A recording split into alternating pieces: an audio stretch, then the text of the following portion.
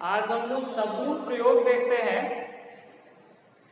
शब्दरूप प्रयोग के लिए सर्वप्रथम हम लोग को ये देखना है क्रिया के अनुसार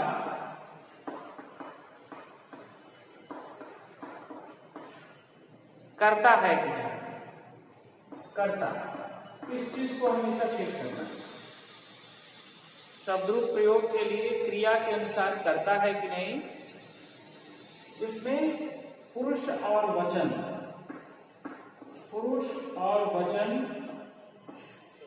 देखा जाता है। जैसे बोला जाए तत्र डैश पठन्ति, बालक के यहाँ मूल शब्द दिया हुआ है डैश पठन्ति। ये क्रिया बहुवचन हो गया। कौन पुरुष हो गया? ये प्रथम पुरुष का बहुवचन हो गया। तो इस बालक शब्दरूप का हम प्रथम पुरुष बहुवचन प्रयोग करेंगे और ये हो जाएगा बालकम, बालकौ, बालका। क्रिया के अकॉर्डिंग, यहाँ जो क्रिया है इसके अकॉर्डिंग हम लोग को कर्ता का प्रयोग करना है। क्रिया बहुवचन, कर्ता बहुवचन। क्रिया अगर यहाँ पर द्विवचन होगा तो यहाँ पर अगर पठता रहता तो बालकों का प्रयोग करते, अगर यहाँ पर पठती रहता तो क्या होता? पठता का प्रयोग होता। तो इस तरह का अनेक तरह का क्वेश्चन बनेगा। जैसे एक और क्वेश्चन डैश खाता, और यहां पर भी बालक शब्द दिया। इसके अनुसार क्या हो जाएगा? खादता द्विवचन है इसलिए बालका, बालकौ। ये द्विवचन है तो यहां पर द्विवचन बालकौ का प्रयोग है। बालकौ खादता। क्रिया के अनुसार करता का हम लोग प्रयोग कर लिए। इसके बाद सेकेंड चीज इसमें है कारक का चिन्ह। इस शब्दरूप के प्रयोग के लिए कारक का चिन्ह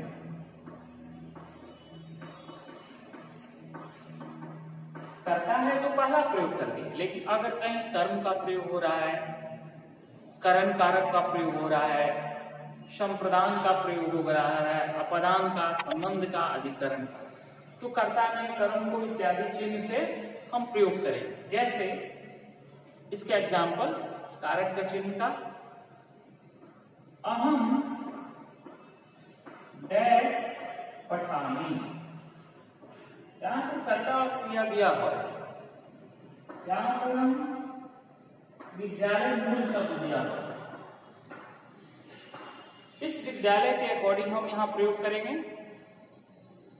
विद्यालय शब्द का यहां देखेंगे कारक के किस चिन्ह का प्रयोग हो रहा है। मैं अर्थ देखेंगे, अहम मैं पढ़ता हूं, अर्थात मैं विद्यालय में पढ़ता हूं। तो कर्ता ने कर्म को ऐसे जब हम पढ़ते हैं तो मैं किस कारक में आता है? अधिकरण कारक में। सप्तमी विभक्ति। विद्यालय का शब्द रूप कैसे पढ़ेंगे? तो अकारांत पुल्लिंग शब्द है विद्यालय, और है अकारांत पुल्लिंग शब्द है। बालक की तरह इसका रूप पढ़ेंगे। बालक का सप्तमी एक वचन क्या होता है? बालके। तो विद्यालय का सप्तमी एक वचन हो गया विद्यालय। अहम विद्यालय पठामी, मैं विद्यालय में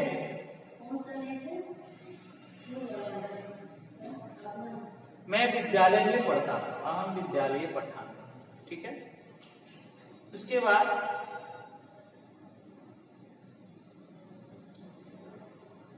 जैसे बोला जाए इदम डैश गृहम अस्ति,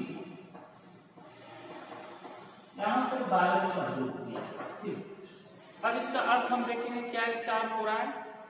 यह घर है, यह घर है मतलब यह, और बालक का यहां रूप का प्रयोग करना है तो यह बालक का घर है। काके की कौन विभक्ति होगा? कोई भी स्टूडेंट षष्ठी विभक्ति संबंध का, तो बालक का षष्ठी विभक्ति क्या होगा? बालकस्य, यह बालक का घर है। या यहाँ पर बहुवचन भी प्रयोग कर सकते हैं, इदम बालका नाम गृहम अस्ति, यह बालकों का घर। इस तरह का पहला चीज हम क्रिया के अनुसार कर्ता, दूसरा चीज कारक का चिन्ह, कर्ता ने कर्म को कर्म से कब प्रयोग करेंगे? जिस साधन से कार्य किया जाए। जैसे मैं कलम से लिखता हूं, तो यहां पर अहम कलमेन लिखा, मैं कलम से लिखता हूं, साधन के रूप में प्रयोग हो गया। संप्रदान को के लिए, किसी को कुछ दिया जाए या किसी के लिए कुछ कार्य किया जाए। जैसे राम